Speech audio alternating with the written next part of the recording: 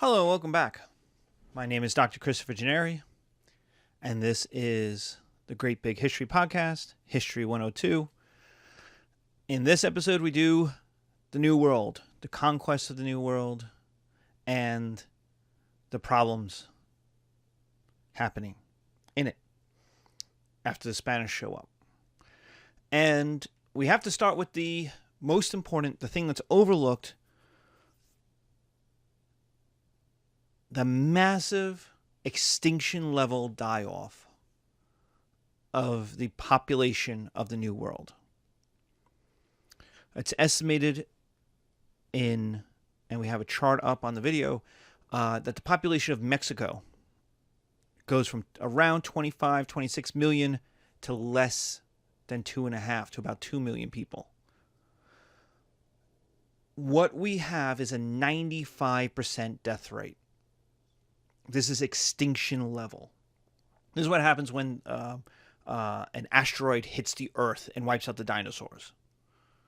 We're talking 95% death rate within a century. Why?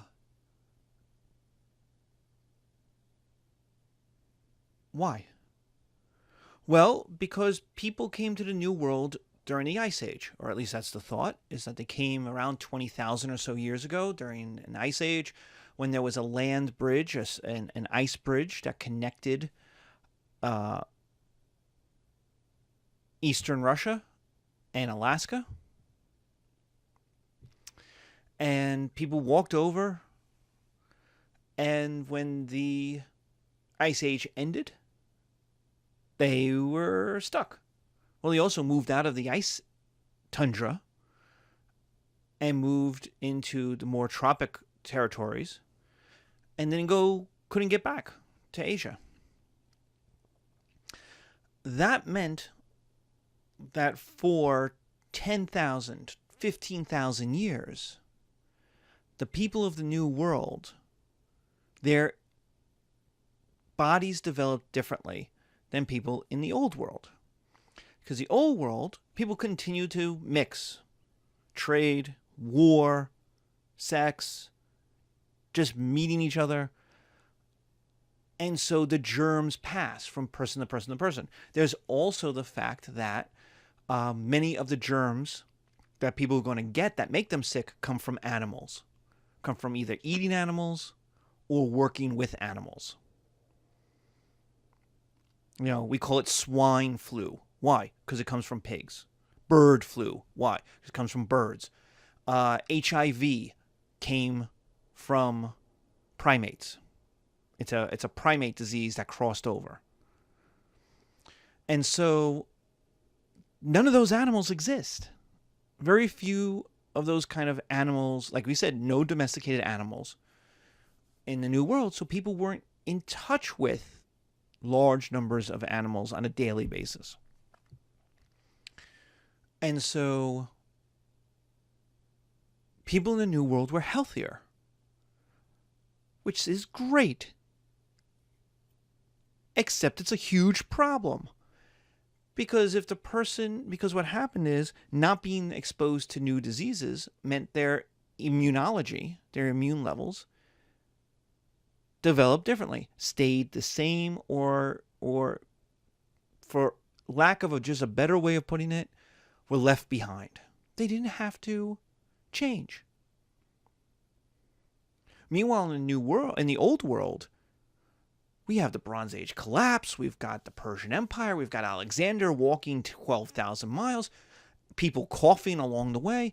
Like, diseases are constantly being absorbed by people, and either they kill the people or the people kill off the disease. But in killing off the disease, their immunology got better, which meant they could shrug off diseases, germs, bacteria, that in the New World, indigenous people, Native Americans, their bodies had no experience, not only with that disease, but with any version of that disease going back thousands of years. So that when Cortez shows up, yes, he has horses, and yes, he has steel, and yes, he has cannon, but he also had the oh, sorry, cough. And every time he coughed, out came millions or billions of germs, to which the Native Americans had no protection from.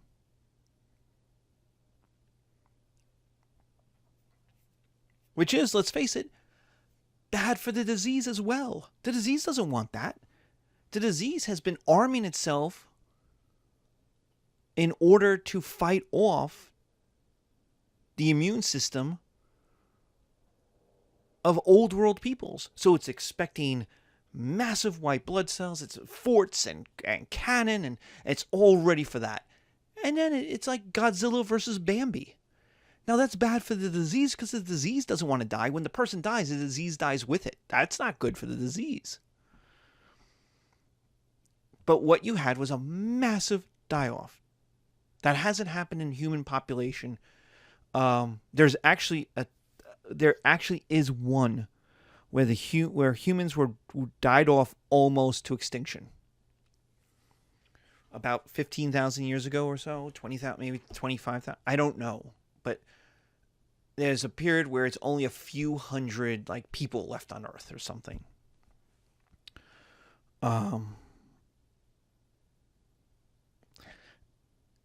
And so we're talking that level of illness, of sickness. So when the pilgrims show up and they go, hey, look at this empty land. God gave us an empty land. Well, that land wasn't empty. 10 years earlier, it wasn't empty. But what happened is the illnesses traveled along with people who were fleeing, but also trade routes. And so before the pilgrims show up in the 20s,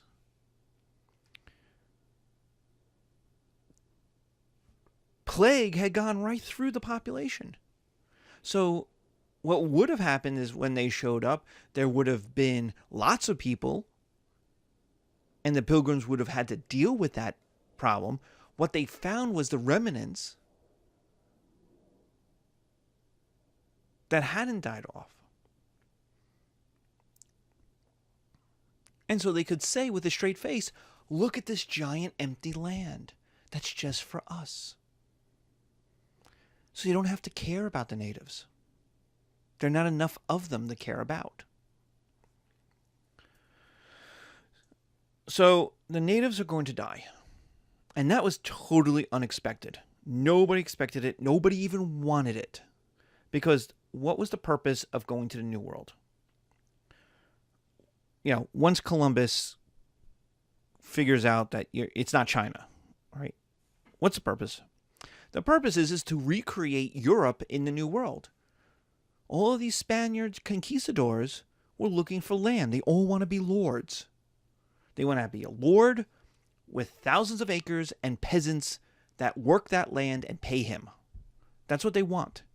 And when they show up, that's what they look like they're going to get.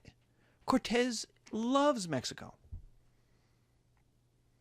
because we can divide it up.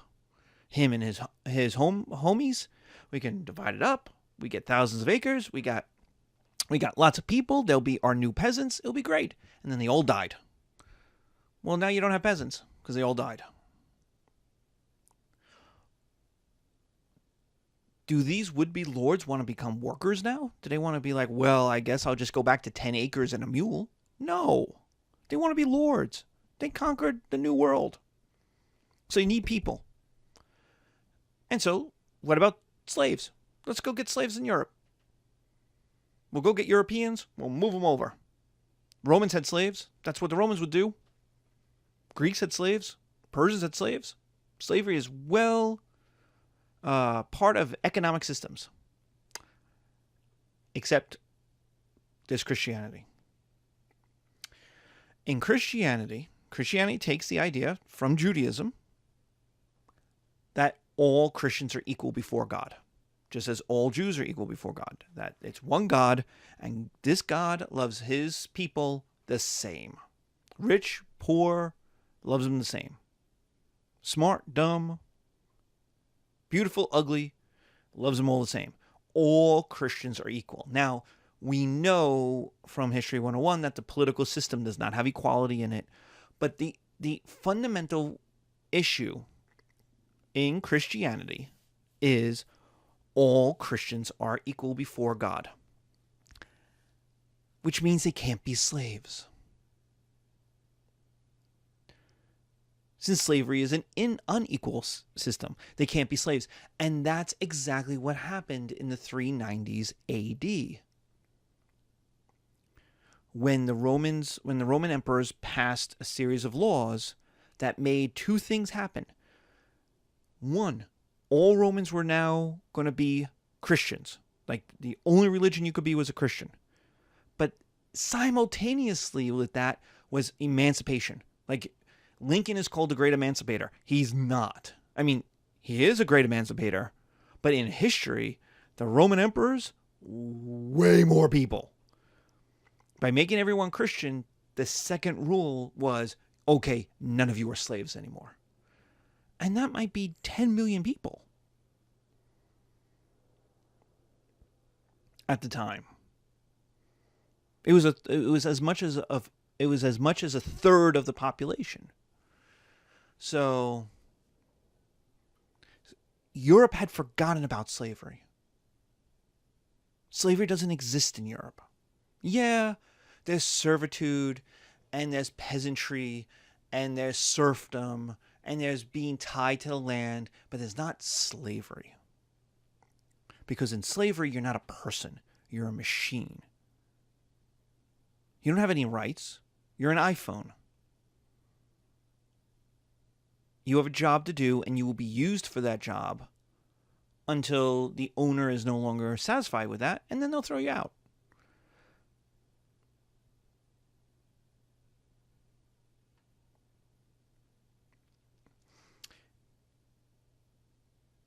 And so slavery had died out in Europe, for the most part, as a acceptable economic system. Feudalism had replaced it, even though there are plenty of historians who say feudalism isn't a thing. It's really manorialism, but the idea is slavery had died out, which now is a problem, because you just can't pick up large numbers of people from Spain, from France, from England, and forcibly move them to the New World to be laborers for new Spanish lords. So that creates a need. The death rate of the New World, plus the lack of slavery in Europe, makes a need. We need workers for the gold and the silver mines. That was the whole point of conquering Mexico and Peru. We need workers for the crappy job of sugar plantations, because what they'll find in the New World is sugarcane, and they'll carve it up, and they'll grind it down, and they'll taste it, and they go, woo! This stuff is good. Sugar is the heroin of the 1500s. The cocaine of the 1500s. It is the drug of choice. It's still the drug of choice. Let's be honest. Sugar is way bigger than tobacco, than alcohol. It is so big, it's in everything. It's in your cereal. They have entire cereals that are just called sugar pops, right? They're just sugar. They don't even bother with actual ingredients. Chocolate. Even alcohol is mostly sugar. And that's going to come from a cane. And the only way to make a lot of money from that is to have a plantation. Giant fields where you have economies of scale. Well, cutting down sugarcane sucks. It sucks. Nobody wants to do it. And so you're not going to knock on the door in Europe and be like, hey, you live in France. It's nice. How about you come to the hot, tropical death zone that is South America or the Caribbean, where it's 95 degrees, 90% humidity, and you'll get yellow fever from mosquitoes when you're not getting wiped out by a hurricane. In order to do much harder work for absolutely no money. Like, people are dumb. They ain't that dumb. So you need workers for gold and silver mines, which is always shitty work. Always bad. Going underneath the earth to carve out stuff from the earth sucks. Has always sucked. 2, it is the sugar plantations where you're going to make massive amounts of money. But nobody wants to do the work. And then we need leisure for the European conquerors because they're like, dude, I conquered. I don't want to do work anymore. I want people to work for me. So the only system that's going to solve all 3 of those is going to be African slavery.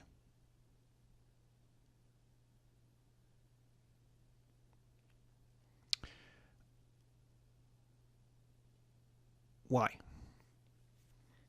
Why African slavery? Why the massive importation of millions of people from a whole different continent?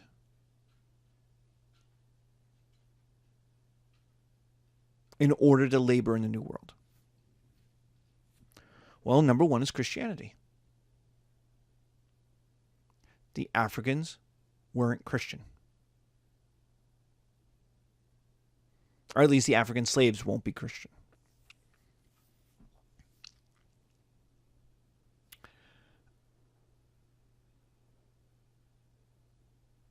Now, this messes people up. This messes the Portuguese up when they end up in Ethiopia and they show up in Ethiopia and they're like, haha, we have come to take your people. None of you are Christians. And they're like, yeah, we are.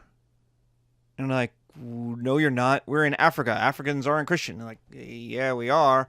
Look at our church right there with a giant cross on it. And the Portuguese would go, yeah, yeah. But you're not really Christian. You don't have a Bible or anything. And they're like, oh, yeah, here we got one written in Greek. We got one written in Ethiopian. We got New Testament, Old Testament. We got the whole thing.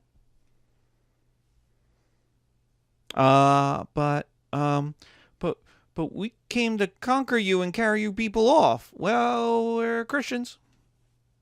Love Jesus. Do we love Jesus? We love Jesus. Every Sunday. You Sunday too? What? How, where did you people come from? And the answer is Ethiopia was connected to Egypt, which was connected to the Roman world, so it was Christian.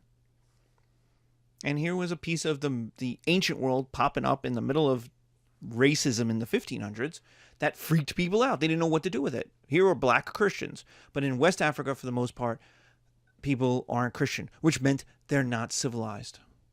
They're not humans. We can enslave them. They're not Christian. They're not equal to us because they're not Christian. So Christianity is not a problem. They're not Christians. The rules don't apply. 2, there are no major strong states like there is in China, in India, in Islamic Africa, which is mostly the Sahara region, right? North Africa and the other side of the Sahara. Along the coast, there's not these very large, strong kingdoms. So in China, like there is in China, in India, in Islamic Africa, in the Middle East, that you could just take these people. You couldn't do it. Because no kingdom wants their people to be turned into slaves for somebody else. It doesn't happen. So you want to take massive amounts of, you want to take 15 million Chinese people and ship them off to work in the gold mines of America, you're going to have to fight the Ming dynasty and all of its armies and its tax wealth and all of its sophistication. And that's hard. Even Islamic Africa, with its kingdoms of Mali and Songhai, you would have to have conquered them, broken them up, and that it's too hard to do. So in places that had strong kingdoms, you don't get slavery. You don't get the importation of slaves. It has to be in a place that cannot defend its own people. The third is that slavery already existed in Africa. Africa is massive. Africa is huge. And the reason why you don't think it's huge is because your maps lie to you. Africa is huge. But it didn't have a lot of people in it. That's a problem. Why is that a problem? It means you can own 1,000,000 acres and you could walk around going, I own 1,000,000 acres. I own it. I own it all. And so who cares? Who cares? If you don't have any way of working it, it doesn't matter if you own 10,000,000 acres. It's worthless land. So you need people. So part of warfare in Africa was not about money. It's about people. Because you needed the people to work the land. So African slavery exists.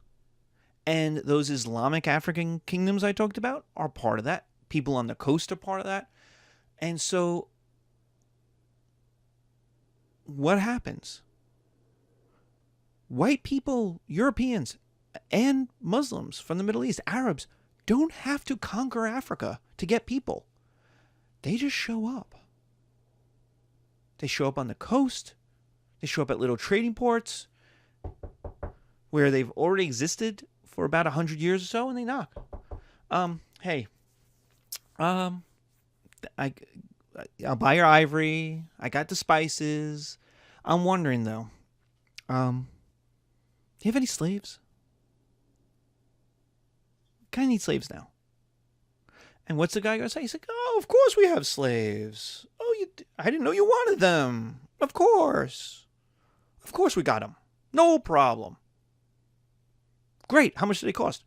Well, how much are you willing to pay? Well, I kind of really need them. So you're going to have to pay a lot.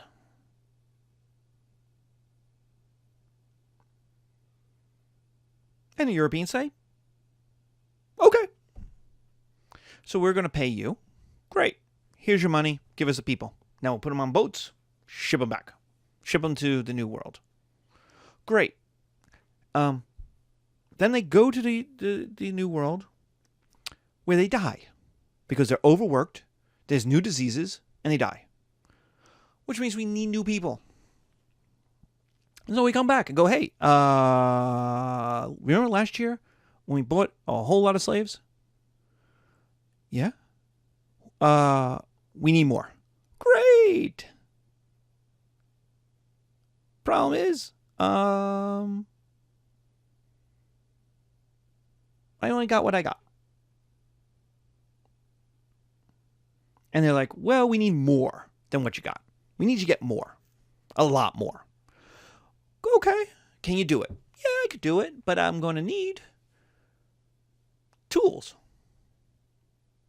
Well, we're paying you a lot of money. Go get the tools. Well, we don't have the tools. But how about with the money you gave me, I buy rifles and weapons and cannon and stuff that will allow me to attack the villages in the interior. Okay, so let me get this straight. I'm going to pay you money for the people. Yep. Then you're going to pay me for all the manufactured goods I got that will help you get more people, which you will then sell to me, and I ship them to North America or to the New World. Yep. Sounds like a deal. Let's do it. And that's what happens. Europeans don't conquer West Africa. They have no need to. They make financial arrangements with Africans who then use that financial advantage to turn it into a military advantage to then go into the interior to wage war on small cities, villages, and other unorganized peoples, and then cart those people off. Now, they're going to take mostly the men. It's something like 75% male, because the New World doesn't care about creating a new civilization. They care about workers, machines. And so we don't care about women.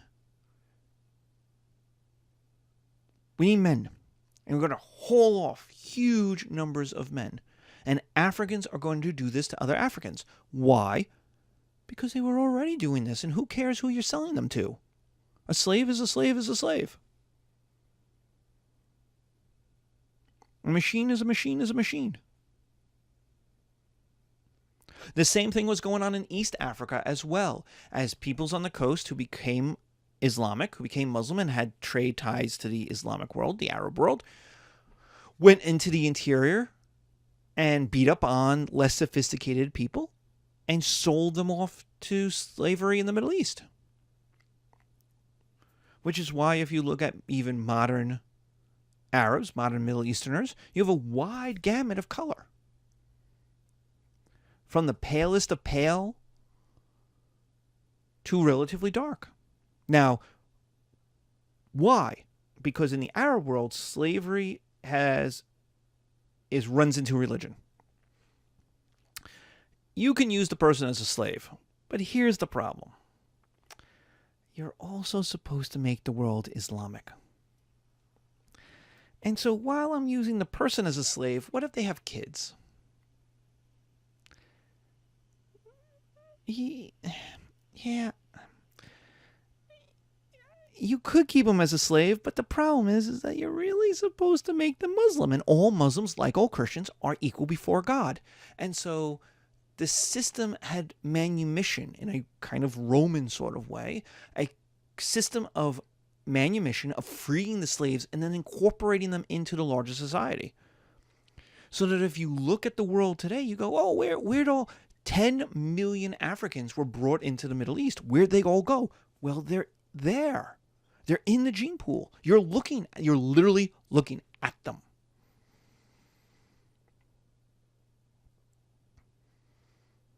Where various Arabs and Persians and Pakistanis and Turks some are very light and pale and some are not. And that's the genes. They flow through. They got incorporated in.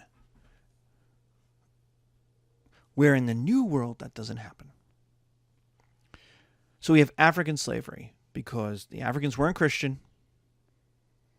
They didn't have large, sophisticated empires that could defend their people.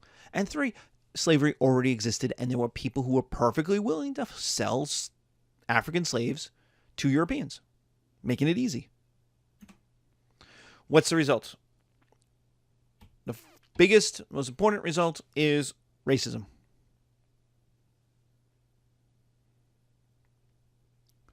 Why?